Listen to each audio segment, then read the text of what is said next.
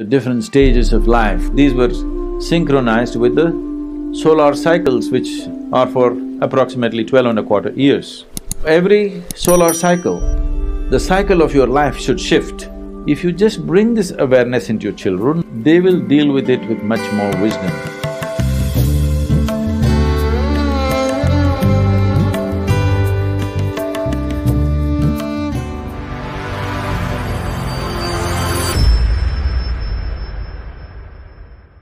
You know it's not coming naturally.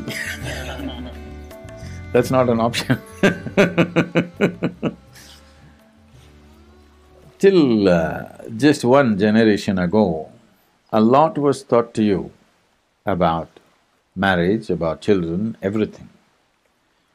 Now, our education system is only here to serve industry and business, not to serve human beings. Our education is not about producing great human beings. It's only about producing managers, supervisors, doctors, engineers. You're just a cog in the economic machine that's working. So, changing the larger education system tomorrow morning is out of question. But you could change it for yourself and your children, if you're willing. There was something called as Varnashrama Dharma, which is the different stages of life for which a human being had to be prepared for. 0 to 12 was considered balavastha. At this time, a child should do nothing. He must just eat, play, sleep. No ABC, no 1, 2, 3, no nothing. Because before the brain blossoms to it a certain size, feeding it with information or any kind of purpose to it, putting any kind of purpose in its domain, will destroy the possibility of it growing to full size. In India, everywhere maybe, the mango farmers have a certain process. You will see if you plant mango saplings, by second year actually, mango flower trees or plants will start flowering. Have you noticed? Second or third year, definitely full of flower. So the conscientious mango farmer will go and pluck out every flower in the month of January, February, so that they never become fruit. But if you are a quarterly balance sheet kind of person, you will count the flowers and say, okay, here I see 150 mangoes, 150 mangoes into 10 rupees, 15,000 per plant, I have 10,000 plants. You will allow them to fruit. Anyway, they will not fruit very well, but they may fruit. But if you do this, that tree will never grow to full size. It will never come to its full potential. So even with plants we know that. Why is it that we don't know with children? We know it, but we want our children to be little better than the neighbor's children, which is a serious illness we have. Yes, our problem is our neighbor's children are already saying, 3-year-old saying, I want to be doctor. So that means you want the whole world to be sick.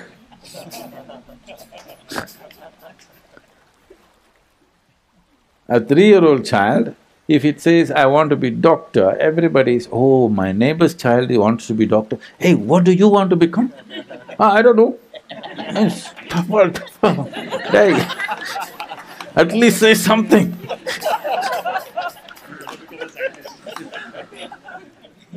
This is not the sickness of education system, this is the sickness which has gotten into the society. Education system is trying to cater to that. Once it happened, I'm doing a program in Chennai, and something comes up and we're asking people to share what happened that day. This man with a really grave face, sad, talking, my daughter, she's not doing her homework, I'm really worried about her future. What will happen to her? How do I… you know what, so many things he said. I thought maybe his college-going daughter, something, trouble, you know. So, okay. Then I just asked, how old is the girl? He said, 4.5. I said, you idiot.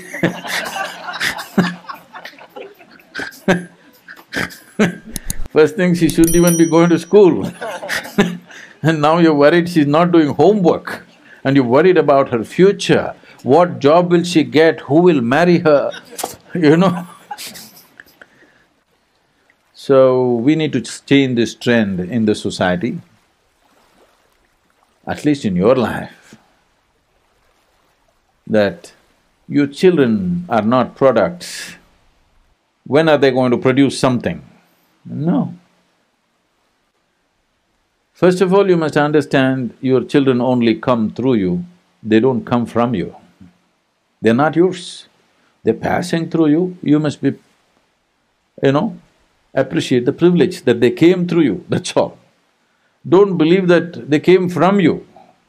There's no ownership on them. Your business is to protect them, nurture them, till they come to a certain place, till they know how to do that themselves. That's all.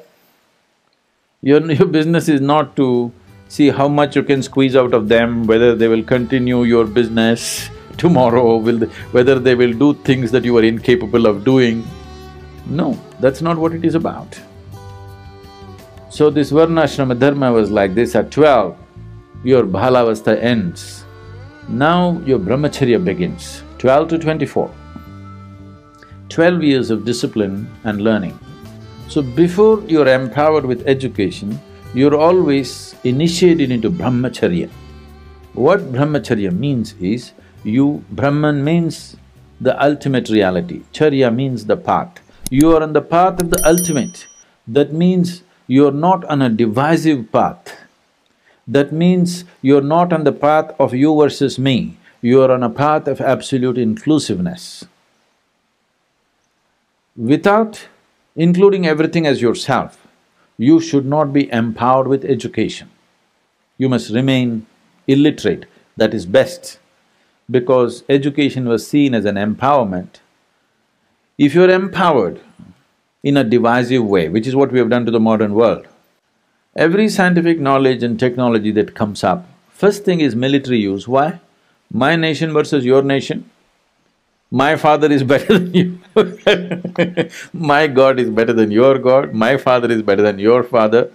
Because once this division is there and you get empowered, all that will happen is the ugliness will get empowered. So before education, first thing is Brahmacharya.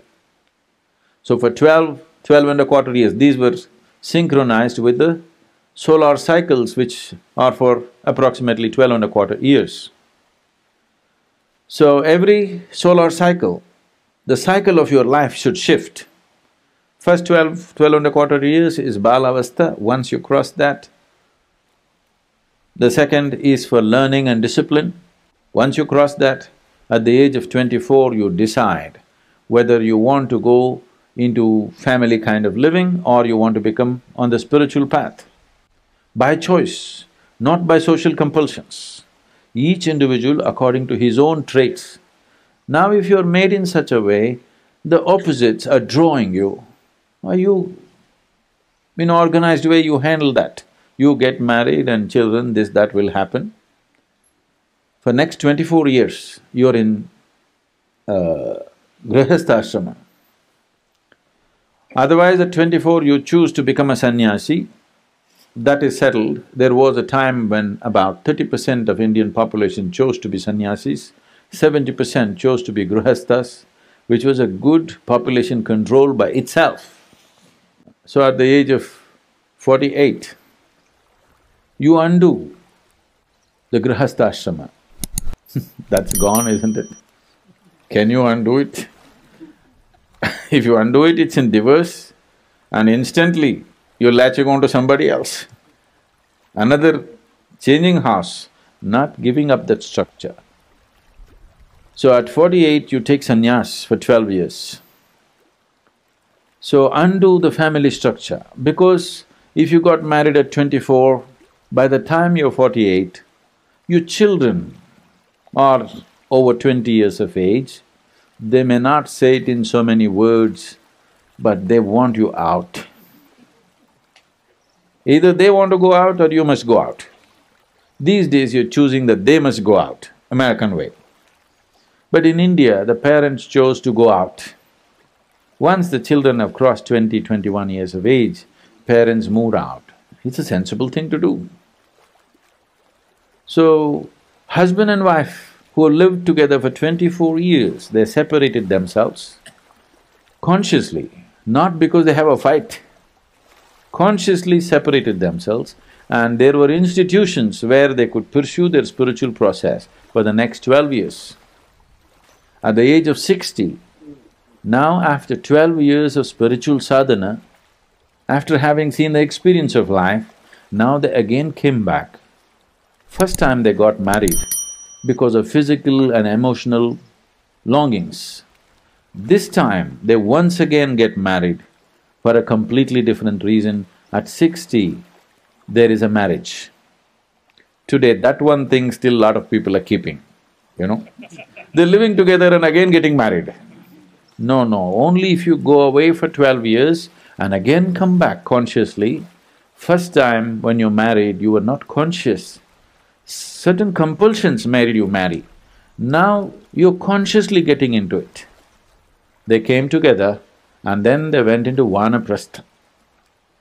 Not to live with your children or grandchildren, see them, bless them and go into the forest and live. This was the arrangement of life, which is a very wise way to do things. Well, you can't do it exactly like that today, but you must be conscious. At different stages in life, different things must be important. When you're 60, if the same things which were important to you at 18 are important, that means you're just not getting anywhere with your life, isn't it? Things must change. And you must make your children, that's how it is. If you just bring this awareness into your children, right now what they are going through is just a phase, it's not everything. They will conduct it properly. But because at that moment, when their intelligence is hijacked by their hormones, they think that is it. If you just tell them, it's fine, I have also been through this, you're also going through this, it's fine, it's a phase, then these are the different phases of life. Very young, if they're conscious of it, they will deal with it with much more wisdom than the way they're dealing with it today. People will not be compulsive as they are.